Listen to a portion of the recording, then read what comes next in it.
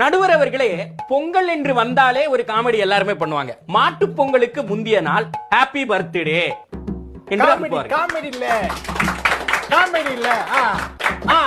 அடுத்து அதே மாதிரி பொங்கலுக்கு லீவ் உண்டு, இட்லிக்கு லீவ் உண்டா? உண்டாயா லீவ் உண்டாயா? அழகா கேக்குறாரு, கேளுங்க. காணும் பொங்கல் என்று இருக்கிறதே, அது காணாம் பொங்கல் என்று நாம் எடுத்துக்கொள்ளலாமா? காமெடியில காணாம் பொங்கல். அப்புறம் வெண்பொங்கல் என்று உள்ளதையா. என் ஃப்ரெண்டு ஒருத்தர் வந்து கேட்கிறார், வெண்பொங்கல் அப்படிங்கிறார். வெண்பொங்கல்னா நான் காரம் இல்லாத பொங்கலா இருக்குமே அப்படின்னு நான் சொன்னேன். அதுக்கு அவர் சொல்றாரு 14ஆம் தேதி பொங்கல் அப்படிங்கிறாரு. காமெடி புரியலையா உங்களுக்கு? நடுவர் அவர்களே, வெண்பொங்கல் வெண்பொங்கல் அதாவது வெண் எப்பொழுது பொங்கல். அருமையா.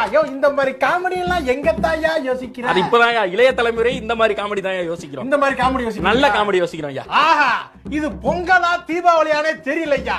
ஒருத்தர் 2 பேர் பத்திக்கிட்டு எரியுறாங்களையா.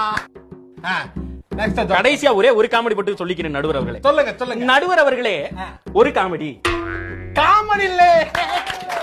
காமெடி இதுதான் பொங்கலியா. எல்லாருக்கும் பொங்கல் நல் வாழ்த்துக்கள்யா.